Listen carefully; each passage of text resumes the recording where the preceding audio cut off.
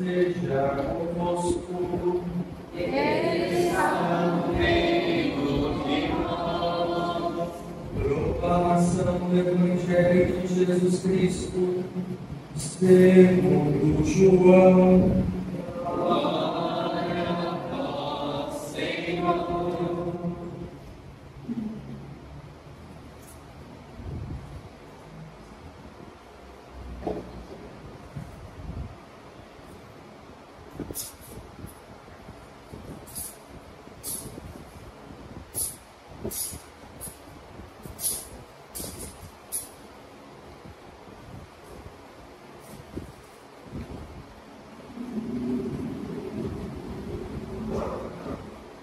Naquele tempo, estando à mesa com seus discípulos, Jesus ficou profundamente comovido e testemunhou: em verdade vos digo, um de vós me entregará. Desconcertados, os discípulos olhavam uns para os outros, pois não sabiam de quem Jesus estava falando. Um deles, a quem Jesus amava, estava recostado ao lado de Jesus. Simão Pedro fez-lhe um sinal para que ele procurasse saber de quem Jesus estava falando. Então o discípulo, reclinando-se sobre o peito de Jesus, perguntou-lhe: Senhor, quem é? Jesus respondeu: é aquele a quem eu der um pedaço de pão passado no molho. Então Jesus molhou um pedaço de pão e deu a Judas, filho de Simão Iscariotes. Depois do pedaço de pão, Satanás entrou em Judas. Então Jesus lhe disse: o que tens a fazer, executa-o depressa.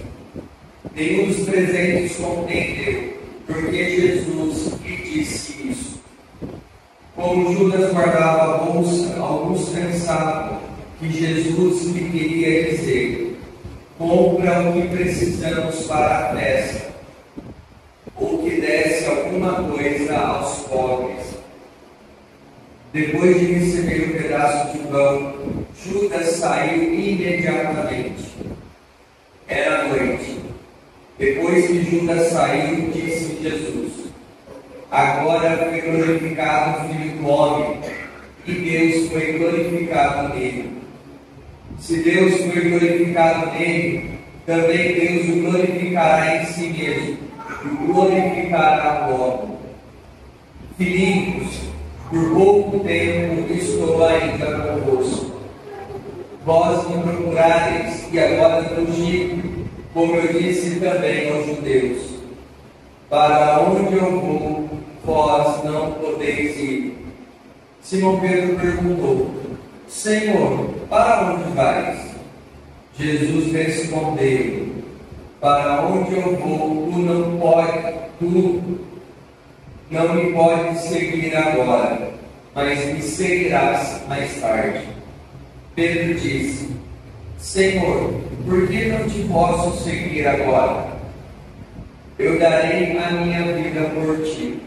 Respondeu Jesus: dará a tua vida por mim? Em verdade te digo, o galo não cantará antes que tu me tenhas negado 3 vezes.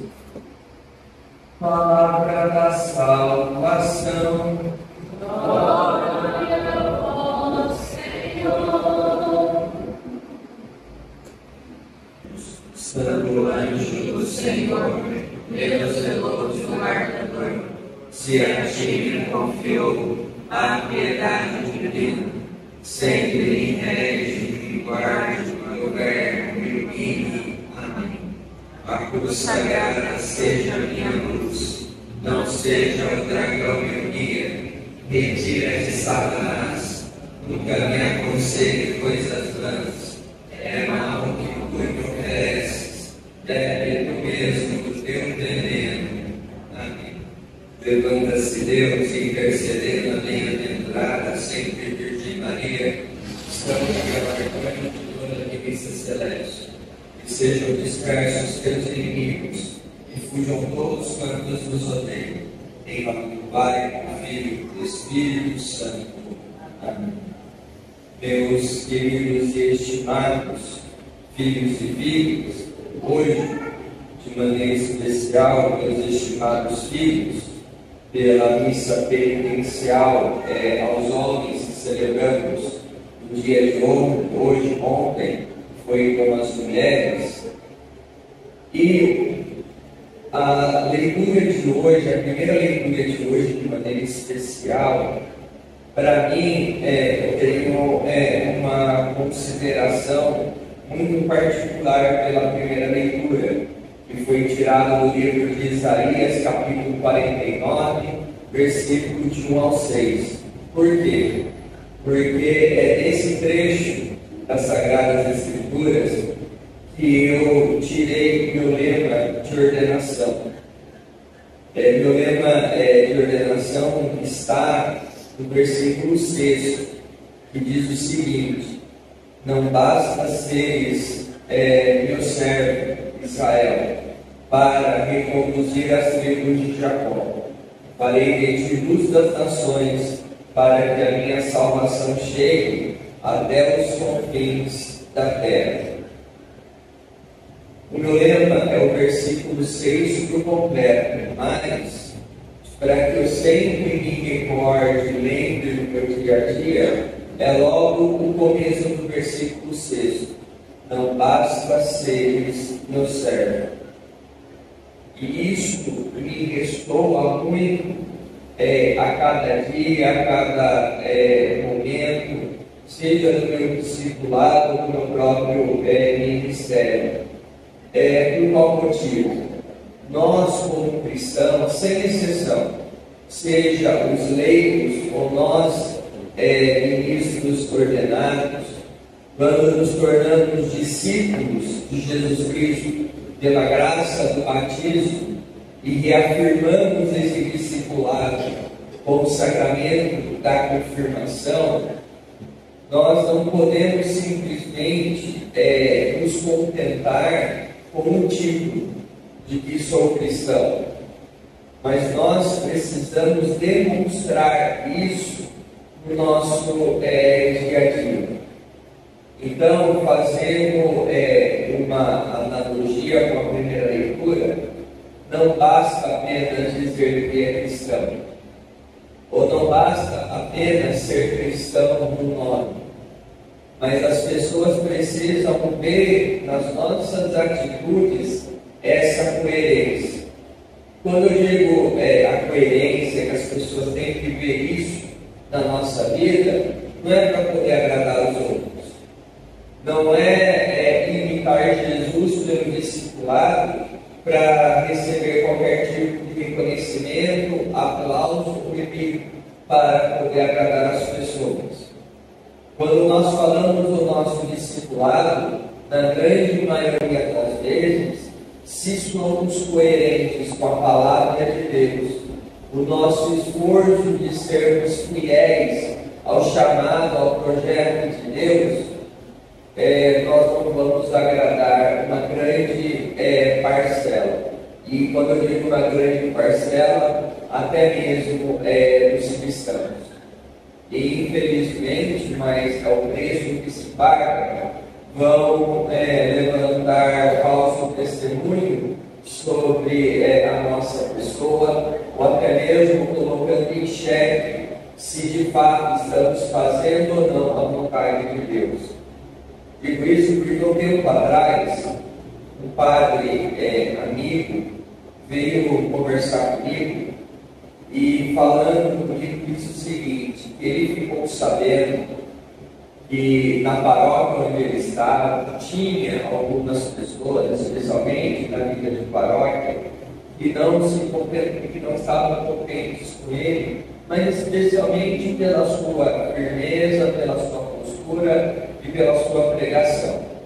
E aí chegou um grupinho de pessoas que disse a esse padre, um amigo, que aconteceu já várias vezes de irem para a missa, por exemplo, de manhã, E ao ver que era esse determinado padre, voltavam para trás para ir na missa mais tarde. E aí acabou acontecendo de que deixaram para ir para a missa mais tarde, e era esse mesmo padre que ia celebrar. E aí ele falava que se ficava incomodado. Eu falei assim, meu irmão, com todo respeito, você não tem que se incomodar, porque isso não é problema seu. Se a pessoa deu as costas e não quis participar da sua missa, independente dos motivos, é uma falta de respeito ao ministro ordenado, mas acima de tudo, é uma falta de respeito com o próprio Deus. Porque a pessoa não tem que ir na missa porque é padre fulano, beltrano ou ciclano. Ou é o padre que eu gosto mais, ou o padre que eu não gosto tanto assim. É a nossa postura como cristãos de participar do mistério, independente de quem esteja presidindo a celebração. Eu dizia ainda mais para ele, e não se incomode porque o pecado é do outro, o pecado não é seu. Se você está sendo firme, se você está sendo coerente, e não está indo contra a sua consciência, de acordo com a palavra de Deus, de acordo com os mandamentos, e de acordo com aquilo que nós prometemos no dia da nossa ordenação, paciência. Reze por essas pessoas, reze para que se convertam, mas não perca a paz de espírito pelo pecado do outro. E daí dizia para ele, se as pessoas não estão contentes com você ou algo do gênero, reze por você, reze pela sua conversão, e entenda que nós, padres independentes, seja os párocos, vigários, administradores, enfim, nós passamos pela comunidade. Pode demorar 2, 3, 5, 6, 8 anos, mas nós vamos embora. E quem permanece à comunidade vem outro para poder substituir e dar continuidade ao trabalho. Então, para que a gente entenda que nós devemos participar do mistério, das celebrações, por amor a Jesus Cristo, por gratidão a Ele. E com todo respeito, ainda dizia para ele, se por acaso as pessoas estão se incomodando com a sua pregação, não é porque você fala mal, porque você está sendo contraditório, mas eu usei um jargão com ele, peço licença para usar aqui com vocês também a mesma expressão. Se a carapuça serviu, paciência. A pessoa que tem que olhar para si, ver o que está incomodando nela, mudar e se colocar novamente a caminho. E é isso que nós precisamos ter para nós. E quando nós falamos da nossa conversão, da nossa mudança de vida, nós falamos dos mandamentos, e aqui em relação aos 10 mandamentos, que devem dar o sentido à nossa vida e por que estamos aqui, do nosso esforço de seguir. Mas nós só vamos ser fiéis aos mandamentos se entendermos o porquê que devemos seguir, o porquê que Deus os deu a nós, para que o nosso discipulado realmente tenha sentido e para que a gente de fato siga a Jesus Cristo. Dos 10 mandamentos, amar a Deus sobre todas as coisas, não tomar seu santo nome em vão, guardar os domingos e festas. Os 3 primeiros mandamentos que ditam a nossa relação com Deus. E aí depois, os outros 7 é para poder ajudar e auxiliar na nossa relação com o nosso semelhante. Honrar pai e mãe, isso sem exceção. E mas meu pai me maltratou, minha mãe não sei o que. Não se paga mal com mal. Pagar mal com mal é vingança. Então, pedir a Deus a graça e a força de pagar o mal com o bem. Porque é essa a nossa missão e é esse um dos nossos propósitos. Não matar, não pecar contra a castidade, não furtar, furtar, não levantar falso testemunho e não levantar falso testemunho. A fofoquinha aqui, que muitos pensam, não tem nada a ver, todo mundo faz, cuidado, porque a fofoquinha rompe o mandamento de não levantar falso testemunho, e é pecado. Goste ou não, concorde ou não. Não é porque todo mundo faz. Como minha mãe me dizia, você não é todo mundo. Então, para que a gente tenha ciência, porque hoje em dia, para poder, simplesmente por uma satisfação mesquinha e pessoal, as pessoas querem acabar com a reputação. Se a pessoa não está arrependida, então não há absolvição, não há o perdão e a pessoa permanece, infelizmente, em estado de pecado mortal. Então a gente precisa colocar a mão na nossa consciência em relação a esse mandamento de não levantar falso testemunho, não desejar a mulher e o homem do próximo e não cobiçar as coisas alheias.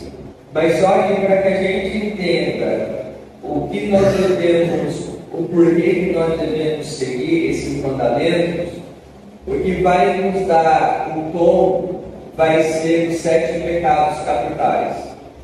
Os 7 pecados capitais têm esse nome porque todos os demais pecados vêm a partir deles. E ao cometer qualquer um dos 7 pecados capitais, nós vamos romper 1, 2 ou mais mandamentos da lei de Deus. E isso nós precisamos realmente tomar muito cuidado. Então, o primeiro pecado é a ira. E aqui a ira, ela vem carregada muitas vezes de ódio, ressentimento, mesquinhez. Porque nós não gostamos do que a pessoa diz, não gostamos das atitudes da pessoa, seja ela consigo, com os outros ou com a gente.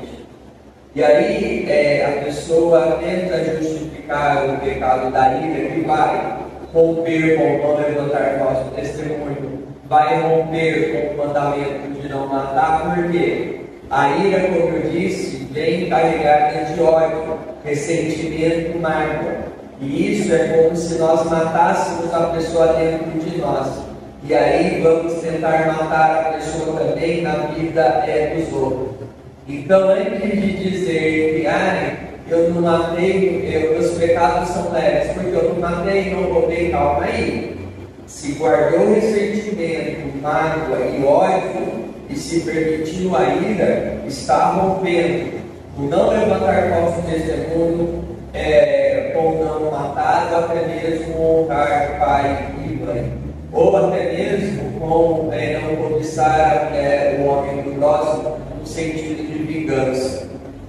E aqui as pessoas tentam justificar a ira até mesmo de apontar o dedo e dizer o que a pessoa fez ou deixou de errado, até mesmo no sentido de humilhá-la. Não, isso não existe. E aí é interessante na confissão, quando a pessoa comete o pecado da ira, tenta justificar. É porque eu falei dessa maneira, eu disse dessa forma, eu agi assim, porque meu marido ou minha esposa falou uma coisa para mim. Porque meu irmão falou dessa forma comigo. Porque meu filho não sei o que porque meus pais não sei aonde. Porque meu colega de trabalho fez não sei o que. Porque meu chefe é muito chato. E assim vem a ladainha, me desculpa. Ninguém comete pecado do nosso lugar. E a tentação que nós sempre chamamos é sempre algo do exterior que vem do interior. E se ela chega até nós, foi porque nós abrimos o nosso coração para que essa tentação caia em nós. Independente se seu marido disse tal coisa ou sua esposa, é ele ou ela. Se você respondeu à altura, ou quis falar mais alto, agiu com ignorância, disse coisas sem pensar, foi você que cedeu a ira, independente da intensidade ou da tentação que veio de fora e se permitiu entrar no coração. Orgulho, segundo pecado capital. O orgulho vai romper especialmente com o amar a Deus sobre todas as coisas. Porque a pessoa orgulhosa demais dificilmente vai conseguir entender que é dependente de Deus ou que precisa de Deus. E aí tenta a pessoa com o pecado do orgulho na estratosfera, vamos dizer assim, tem até a petulância de achar que sabe mais do que Deus, que aquilo que ela acha que é o certo, e ela exige que Deus faça, porque ela acredita que é o certo. E olha, meus filhos, eu garanto que quando nós pensamos e agimos assim, nós vamos nos encaminhar para o erro e mais ainda, levar muitas outras pessoas pelo mesmo caminho. E o pecado do orgulho impede com que nós nos permitamos ser ajudados quando nós precisamos de ajuda, porque mais cedo ou mais tarde vamos precisar de ajuda assim na nossa caminhada, ou também nos segue e nos impede de ajudar também o nosso semelhante que precisa de nós.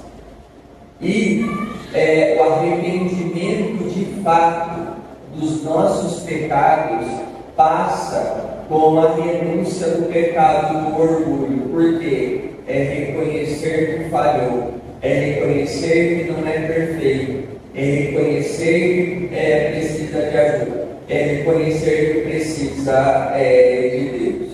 Enquanto nós não trabalharmos esse sentimento, esse pecado em nós, não haverá arrependimento de fato, não haverá uma verdadeira contrição. E é por isso que, por conta desse pecado, que muitos de nós reincidimos nas nossas falhas e reincidimos nos nossos pecados. O terceiro pecado capital, a inveja. E aqui a inveja em relação também a não cobiçar as coisas alheias. Não existe inveja santa. Repito, não existe inveja santa. Mais uma vez, não existe inveja santa. E a inveja faz com que nós desejemos o que o outro possui, o que o outro tem, porque se o outro tem o que o outro possui, muitas vezes foi pelo fruto de muito trabalho, pelo fruto de muito esforço, não apenas no quesito material, mas até mesmo no espiritual. Porque tem hora que nós temos inveja da vida de santidade que o outro tem. Se o outro tem determinados valores melhores do que nós, não conseguem renunciar determinados pecados com mais facilidade do que nós, foi porque a pessoa se esforçou, foi que a pessoa entendeu que esse pecado não vai levar a lugar algum,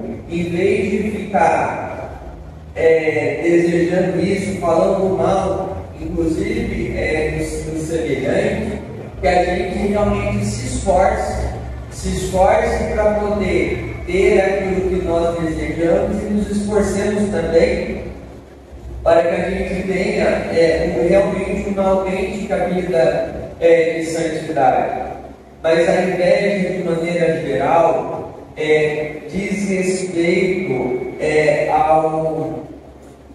ao pecado, a inveja diz respeito muitas vezes ao pecado material, daquilo que a pessoa tem e possui, e assim nós ligamos esse pecado capital com o pecado da avareza, que é assim, achar que dinheiro resolve tudo, que poder resolve tudo, e não é bem assim.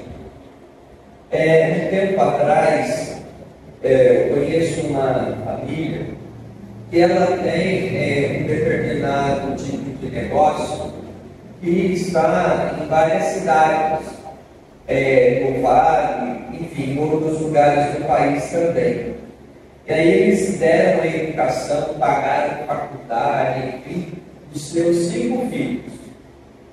E aí 2 desses filhos, dois homens, acabaram se envolvendo com uma pessoa, e aí acabaram engravidando, enfim, e aí decidiram se casar, enfim, mas só que o pai, no dia, quando eles ficaram sabendo, quando contaram para os pais que estavam grávidos, enfim, o pai disse simplesmente para os filhos: olha, vocês então vão constituir família, vocês trabalhem para poder sustentar a casa de vocês, e eu, porque não contem diretamente comigo, porque o que eu construí, o que eu tenho foi pelo trabalho de muito esforço para poder conseguir dar o de melhor para vocês, que vocês seguissem o exemplo. Aí um desses filhos, a futura esposa, esbravejou até, e aí entendemos o motivo do porquê da gravidez, mas enfim. E aí eles, realmente, não é que eles abandonaram os filhos, ajudaram naquilo que eles achavam que era o certo, mas eles que tinham que construir a vida deles, e foi isso que fizeram. Hoje estão bem casados, enfim, estão tocando aquilo. E também tomar cuidado, porque o pecado da avareza faz com que as pessoas também percam momentos importantes da sua vida. Tem hora que assim, eu vejo demais, e aí sim também é pecado, pessoas que simplesmente querem saber de dinheiro, e mais dinheiro ainda. Tem a sua esposa, tem os seus filhos, mas só vivem por trabalho. Aí, quando chegam a se separar, não tem, mas por qual motivo? Porque não construíram, não alimentaram a relação toda, porque o dinheiro falou mais alto, o poder falou mais alto. Ou tem gente que vem reclamar na confissão que o filho ou a filha não respeitam como pai e mãe, mas é claro, terceirizou a educação dos filhos, não ficou presente na educação dos filhos. E aí é claro que na vida adulta, ou da juventude para a vida adulta, os filhos terão dificuldade de reconhecer a figura paterna e materna. E aí não adianta reclamar, não adianta murmurar. Então, aqui, o pecado não é se esforçar para ter uma vida financeiramente estável, porque isso não é pecado. O pecado vai estar quando isso fala mais alto e a pessoa só vai dar valor nisso, vai buscar isso. E olha, uma coisa eu sou sincero com vocês: pessoas avarentas nesse estado são uma das pessoas mais pobres de espírito que existem. É duro falar isso, é duro reconhecer isso, mas é verdade. Falo isso pelos atendimentos, confissão e direção espiritual. O sexto pecado é a luxúria, e aqui as pessoas confundem demais. A luxúria é questão do dinheiro. Não, dinheiro, poder é avareza. Luxúria aqui está ligado com a questão da vida sexual, dos nossos sentimentos e dos nossos afetos. A luxúria, na verdade, está ligada com não pecar contra a castidade e até mesmo sobre o não furtar. Como assim? A castidade, as pessoas unem castidade como celibato, como se uma coisa fosse sinônimo da outra, e não é. Celibato é uma das formas de viver a castidade. A castidade, então, significa o quê? Viver de maneira sadia a sua sexualidade, viver de maneira sadia os seus afetos dentro da sua opção de vida. Nós ministros ordenados na vida celibatária, os casados na vida de intimidade um com o outro e também os solteiros.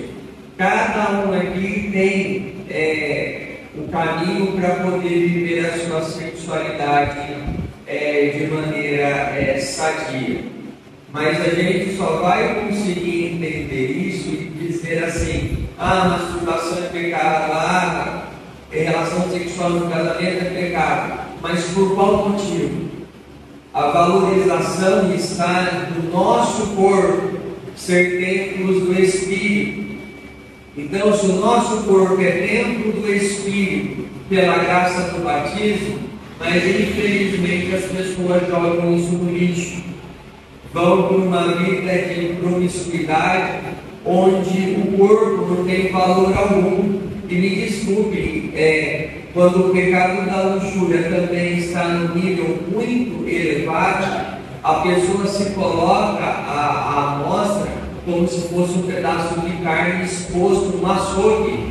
Desculpe a expressão, mas é verdade. A pessoa se expõe como esse pedaço de carne no açougue, onde qualquer um pode pôr a mão, onde qualquer um pode escolher, onde qualquer um pode tomar para si. E aí reclama que está com uma vida vazia, que está com uma vida sem sentido, mas é claro, está se afogando ou tentando suprir uma necessidade, um vazio, uma falta de afeto da maneira errada, de uma maneira totalmente desvirtuada. E nós precisamos lutar para não cair nesse tipo de situação, mas também lutar para ajudar pessoas nessa mesma situação. E olha, o lugar onde a pessoa vai conseguir saber lidar com o pecado capital da luxúria é dentro de casa. Por incrível que pareça, é dentro de casa. E os grandes responsáveis no primeiro momento é pai e mãe. Pai e mãe que sabem educar os seus filhos, que sabem dar o afeto, que ensinam empatia, que ensinam o que é perdão. E aí, sem dúvida, as crianças jovens que têm esse exemplo dentro de casa vão ser, na grande maioria das vezes, aqueles que vão conseguir saber lidar com os seus afetos. E hoje em dia, me desculpem, mas quando nós falamos da questão de gênero, é homem e mulher de ponto. O que existe depois disso são situações emocionais mal resolvidas. O que existe depois de dizer a questão do gênero, homem e mulher, são questões, são traumas que precisam ser resolvidos e tratados em terapia. E não simplesmente a pessoa berrando que é isso, ou aquilo, até mesmo não valorizando o seu corpo, e quer que as pessoas achem isso normal, e quer que as pessoas entendam que isso é normal. E não é normal, gente. Eu citei esse exemplo ontem e repito novamente, quando eu disse aqui, só um parênteses, que não é normal. Por exemplo, eu vi esse tempo atrás uma mulher que ligou no pet shop porque o neto dela, uma coisa assim, se entendia como cachorro. E aí queria mandar o neto no pet shop, uma criança de 8, 9 anos. Aí eu não sei quem tem menos discernimento, a criança ou um adulto que vai ceder a esse tipo de chantagem. É claro que tem alguma coisa que aquela criança precisa realmente resolver em si, e não é ceder na chantagem fazendo a vontade. É fazendo com que a pessoa entenda da onde vem esse tipo de sentimento. Isso se trata em terapia. Isso se trata realmente lidando com as suas questões emocionais e psicológicas. E o mais absurdo, desculpa a expressão, que eu vi nesses últimos tempos, foi determinada cantora aí dizer com todas as letras que tem uma tara por homem casado, que tem uma tara com homem de aliança, falando isso, e aí as pessoas achando isso normal. Normal aonde? Em cima de homem ou mulher que tem relacionamento, de ir atrás para tentar que o amante fez, e aí o casado ou a casada fica ali como cordeirinhos em sinal de vítima. Não. Quando a pessoa vem se confessar e vem com esse papinho, comigo não tem conversa. Coloca a pessoa no seu devido lugar. E vou dizer, o que você prefere? Lutar pelo seu matrimônio ou ficar cedendo por uma paixão momentânea que não vai levar a lugar nenhum? Então é que a gente realmente coloque a mão na nossa consciência. E o último pecado é o pecado da gula.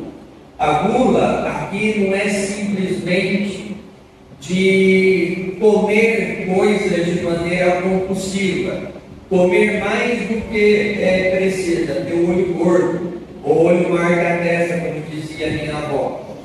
Mas é simplesmente ter as coisas em excesso. Em excesso, sem necessidade. E aqui se aplica em qualquer área da nossa vida. E aí, a questão da alimentação só vai ser uma expressão daquilo que a pessoa não está conseguindo lidar internamente. Então, se nós vamos com excesso em qualquer situação da nossa vida, nós devemos nos questionar por que nós estamos precisando daquilo, ou se de fato nós estamos precisando daquilo. Mas se não formos sinceros conosco, dificilmente vamos conseguir ter forças e armas para poder resistir a esse tipo de situação, ou a essas situações. Então, que Deus realmente nos ajude, que sejamos fiéis a Ele e que realmente a nossa conversão seja sincera. Louvado seja nosso Senhor Jesus Cristo. Para sempre seja louvado. Então, agora, nesse momento,